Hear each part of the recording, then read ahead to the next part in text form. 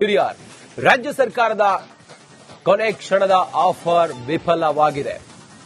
ಸಾರಿಗೆ ನೌಕರರನ್ನ ಮನವೊಲಿಸುವ ಪ್ರಯತ್ನ ಈಗ ವಿಫಲವಾಗಿದೆ. 26 ತಿಂಗಳ ಹಿಂಬಾಕಿಗೆ ಸಾರಿಗೆ ನೌಕರರು ವಿರೋಧವನ್ನ ವ್ಯಕ್ತಪಡಿಸುತ್ತಿದ್ದಾರೆ ಎಂದು ಸಾರಿಗೆ ನೌಕರರಿಂದ ಬೆಂಗಳೂರು ಚಲೋ ಹಮ್ಮಿಕೊಂಡಿದ್ದಾರೆ. ಬೆಳಿಗ್ಗೆ 11 ಗಂಟೆಗೆ ಫ್ರೀಡಂ ಪಾರ್ಕ್ನಲ್ಲಿ ಹೋರಾಟ ಮಾಡುತ್ತಾರೆ. 38 ತಿಂಗಳ ಹಿಂಬಾಕಿ ನೀಡುವಂತೆ ಮುಖಂಡರು ಪಟ್ಟು ಹಿಡಿದಿದ್ದಾರೆ. 2024ರ ಜನವರಿ 1ರಿಂದ ಅನ್ವಯ ಆಗುವಂತೆ ವೇತನ ಪರಿಷ್ಕರಣೆಗೆ ಪಟ್ಟು ಹಿಡಿದಿದ್ದಾರೆ. ಸರ್ಕಾರಕ್ಕೆ ಸಂಜೆ 4 ಗಂಟೆವರೆಗೂ ಸಾರಿಗೆ ನೌಕರರು ಡೆಡ್ ಲೈನ್ ಅನ್ನು ಕೊಟ್ಟಿದ್ದಾರೆ.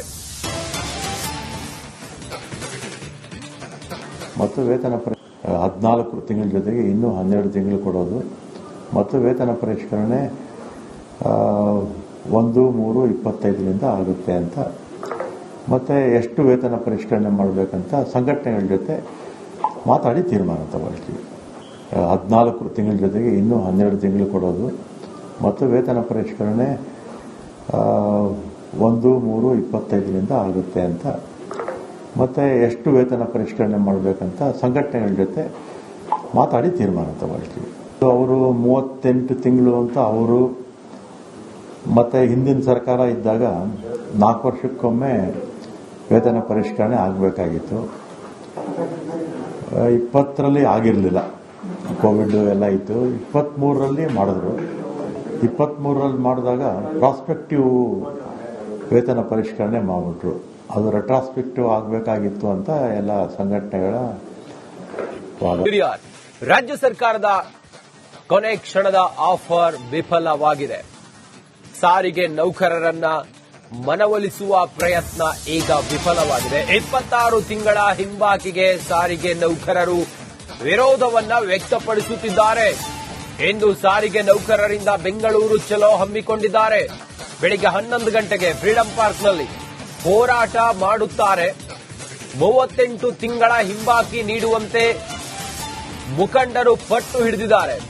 2024ರ ಜನವರಿ 1ರಿಂದ ಅನ್ವಯ ಆಗುವಂತೆ ವೇತನ ಪರಿಷ್ಕರಣೆಗೆ ಪಟ್ಟು ಹಿಡಿದಿದ್ದಾರೆ. ಸರ್ಕಾರಕ್ಕೆ ಸಂಜೆ 4 ಗಂಟೆವರೆಗೂ ಸಾರಿಗೆ ನೌಕರರು ಡೆಡ್ ಲೈನ್ ಅನ್ನು ಕೊಟ್ಟಿದ್ದಾರೆ. ಮತ್ತು ವೇತನ 14 ತಿಂಗಳ ಜೊತೆಗೆ ಇನ್ನೂ 12 ತಿಂಗಳು ಕೊಡೋದು ಮತ್ತು ವೇತನ ಪರಿಷ್ಕರಣೆ 1/3/25ರಿಂದ ಆಗುತ್ತೆ ಅಂತ, ಮತ್ತೆ ಎಷ್ಟು ವೇತನ ಪರಿಷ್ಕರಣೆ ಮಾಡಬೇಕಂತ ಸಂಘಟನೆಗಳ ಜೊತೆ ಮಾತಾಡಿ ತೀರ್ಮಾನ ತಗೊಳ್ತೀವಿ. 14 ತಿಂಗಳ ಜೊತೆಗೆ ಇನ್ನೂ 12 ತಿಂಗಳು ಕೊಡೋದು ಮತ್ತು ವೇತನ ಪರಿಷ್ಕರಣೆ 1/3/25ರಿಂದ ಆಗುತ್ತೆ ಅಂತ, ಮತ್ತೆ ಎಷ್ಟು ವೇತನ ಪರಿಷ್ಕರಣೆ ಮಾಡಬೇಕಂತ ಸಂಘಟನೆಗಳ ಜೊತೆ ಮಾತಾಡಿ ತೀರ್ಮಾನ ತಗೊಳ್ತೀವಿ. ಅವರು 38 ತಿಂಗಳು ಅಂತ ಅವರು, ಮತ್ತೆ ಹಿಂದಿನ ಸರ್ಕಾರ ಇದ್ದಾಗ 4 ವರ್ಷಕ್ಕೊಮ್ಮೆ ವೇತನ ಪರಿಷ್ಕರಣೆ ಆಗಬೇಕಾಗಿತ್ತು. 20ರಲ್ಲಿ ಆಗಿರಲಿಲ್ಲ, ಕೋವಿಡ್ ಎಲ್ಲ ಇತ್ತು. 23ರಲ್ಲಿ ಮಾಡಿದ್ರು. 23ರಲ್ಲಿ ಮಾಡಿದಾಗ ಪ್ರಾಸ್ಪೆಕ್ಟಿವ್ ವೇತನ ಪರಿಷ್ಕರಣೆ ಮಾಡಿಬಿಟ್ರು. ಅದು ರೆಟ್ರಾಸ್ಪೆಕ್ಟಿವ್ ಆಗಬೇಕಾಗಿತ್ತು ಅಂತ ಎಲ್ಲ ಸಂಘಟನೆಗಳ ವಾದ. ರಾಜ್ಯ ಸರ್ಕಾರದ ಕೊನೆ ಕ್ಷಣದ ಆಫರ್ ವಿಫಲವಾಗಿದೆ. ಸಾರಿಗೆ ನೌಕರರನ್ನ ಮನವೊಲಿಸುವ ಪ್ರಯತ್ನ ಈಗ ವಿಫಲವಾಗಿದೆ. 26 ತಿಂಗಳ ಹಿಂಬಾಕಿಗೆ ಸಾರಿಗೆ ನೌಕರರು ವಿರೋಧವನ್ನ ವ್ಯಕ್ತಪಡಿಸುತ್ತಿದ್ದಾರೆ ಎಂದು ಸಾರಿಗೆ ನೌಕರರಿಂದ ಬೆಂಗಳೂರು ಚಲೋ ಹಮ್ಮಿಕೊಂಡಿದ್ದಾರೆ. ಬೆಳಿಗ್ಗೆ 11 ಗಂಟೆಗೆ ಫ್ರೀಡಂ ಪಾರ್ಕ್ನಲ್ಲಿ ಹೋರಾಟ ಮಾಡುತ್ತಾರೆ. 38 ತಿಂಗಳ ಹಿಂಬಾಕಿ ನೀಡುವಂತೆ ಮುಖಂಡರು ಪಟ್ಟು ಹಿಡಿದಿದ್ದಾರೆ. 2024ರ ಜನವರಿ 1ರಿಂದ ಅನ್ವಯ ಆಗುವಂತೆ ವೇತನ ಪರಿಷ್ಕರಣೆಗೆ ಪಟ್ಟು ಹಿಡಿದಿದ್ದಾರೆ. ಸರ್ಕಾರಕ್ಕೆ ಸಂಜೆ 4 ಗಂಟೆವರೆಗೂ ಸಾರಿಗೆ ನೌಕರರು ಡೆಡ್ ಲೈನ್ ಅನ್ನು ಕೊಟ್ಟಿದ್ದಾರೆ. ಮತ್ತು ವೇತನ 14 ತಿಂಗಳ ಜೊತೆಗೆ ಇನ್ನೂ 12 ತಿಂಗಳು ಕೊಡೋದು ಮತ್ತು ವೇತನ ಪರಿಷ್ಕರಣೆ 1/3/25ರಿಂದ ಆಗುತ್ತೆ ಅಂತ, ಮತ್ತೆ ಎಷ್ಟು ವೇತನ ಪರಿಷ್ಕರಣೆ ಮಾಡಬೇಕಂತ ಸಂಘಟನೆಗಳ ಜೊತೆ ಮಾತಾಡಿ ತೀರ್ಮಾನ ತಗೊಳ್ತೀವಿ. 14 ತಿಂಗಳ ಜೊತೆಗೆ ಇನ್ನೂ 12 ತಿಂಗಳು ಕೊಡೋದು ಮತ್ತು ವೇತನ ಪರಿಷ್ಕರಣೆ 1/3/25ರಿಂದ ಆಗುತ್ತೆ ಅಂತ, ಮತ್ತೆ ಎಷ್ಟು ವೇತನ ಪರಿಷ್ಕರಣೆ ಮಾಡಬೇಕಂತ ಸಂಘಟನೆಗಳ ಜೊತೆ ಮಾತಾಡಿ ತೀರ್ಮಾನ ತಗೊಳ್ತೀವಿ. ಅವರು 38 ತಿಂಗಳು ಅಂತ ಅವರು ಮತ್ತೆ ಹಿಂದಿನ ಸರ್ಕಾರ ಇದ್ದಾಗ 4 ವರ್ಷಕ್ಕೊಮ್ಮೆ ವೇತನ ಪರಿಷ್ಕರಣೆ ಆಗಬೇಕಾಗಿತ್ತು. 20ರಲ್ಲಿ ಆಗಿರಲಿಲ್ಲ, ಕೋವಿಡ್ ಎಲ್ಲ ಇತ್ತು. 23ರಲ್ಲಿ ಮಾಡಿದ್ರು. 23ರಲ್ಲಿ ಮಾಡಿದಾಗ ಪ್ರಾಸ್ಪೆಕ್ಟಿವ್ ವೇತನ ಪರಿಷ್ಕರಣೆ ಮಾಡಿಬಿಟ್ರು. ಅದು ರೆಟ್ರಾಸ್ಪೆಕ್ಟಿವ್ ಆಗಬೇಕಾಗಿತ್ತು ಅಂತ ಎಲ್ಲ ಸಂಘಟನೆಗಳ ರಾಜ್ಯ ಸರ್ಕಾರದ ಕೊನೆ ಕ್ಷಣದ ಆಫರ್ ವಿಫಲವಾಗಿದೆ. ಸಾರಿಗೆ ನೌಕರರನ್ನ ಮನವೊಲಿಸುವ ಪ್ರಯತ್ನ ಈಗ ವಿಫಲವಾಗಿದೆ. 26 ತಿಂಗಳ ಹಿಂಬಾಕಿಗೆ ಸಾರಿಗೆ ನೌಕರರು ವಿರೋಧವನ್ನ ವ್ಯಕ್ತಪಡಿಸುತ್ತಿದ್ದಾರೆ. ಇಂದು ಸಾರಿಗೆ ನೌಕರರಿಂದ ಬೆಂಗಳೂರು ಚಲೋ ಹಮ್ಮಿಕೊಂಡಿದ್ದಾರೆ. ಬೆಳಿಗ್ಗೆ 11 ಗಂಟೆಗೆ ಫ್ರೀಡಂ ಪಾರ್ಕ್ನಲ್ಲಿ ಹೋರಾಟ ಮಾಡುತ್ತಾರೆ. 38 ತಿಂಗಳ ಹಿಂಬಾಕಿ ನೀಡುವಂತೆ ಮುಖಂಡರು ಪಟ್ಟು ಹಿಡಿದಿದ್ದಾರೆ. 2024ರ ಜನವರಿ 1ರಿಂದ ಅನ್ವಯ ಆಗುವಂತೆ ವೇತನ ಪರಿಷ್ಕರಣೆಗೆ ಪಟ್ಟು ಹಿಡಿದಿದ್ದಾರೆ. ಸರ್ಕಾರಕ್ಕೆ ಸಂಜೆ 4 ಗಂಟೆವರೆಗೂ ಸಾರಿಗೆ ನೌಕರರು ಡೆಡ್ ಲೈನ್ ಅನ್ನು ಕೊಟ್ಟಿದ್ದಾರೆ. ಮತ್ತು ವೇತನ 14 ತಿಂಗಳ ಜೊತೆಗೆ ಇನ್ನೂ 12 ತಿಂಗಳು ಕೊಡೋದು ಮತ್ತು ವೇತನ ಪರಿಷ್ಕರಣೆ 1/3/25ರಿಂದ ಆಗುತ್ತೆ ಅಂತ. ಮತ್ತೆ ಎಷ್ಟು ವೇತನ ಪರಿಷ್ಕರಣೆ ಮಾಡಬೇಕಂತ ಸಂಘಟನೆಗಳ ಜೊತೆ ಮಾತಾಡಿ ತೀರ್ಮಾನ ತಗೊಳ್ತೀವಿ. 14 ತಿಂಗಳ ಜೊತೆಗೆ ಇನ್ನೂ 12 ತಿಂಗಳು ಕೊಡೋದು ಮತ್ತು ವೇತನ ಪರಿಷ್ಕರಣೆ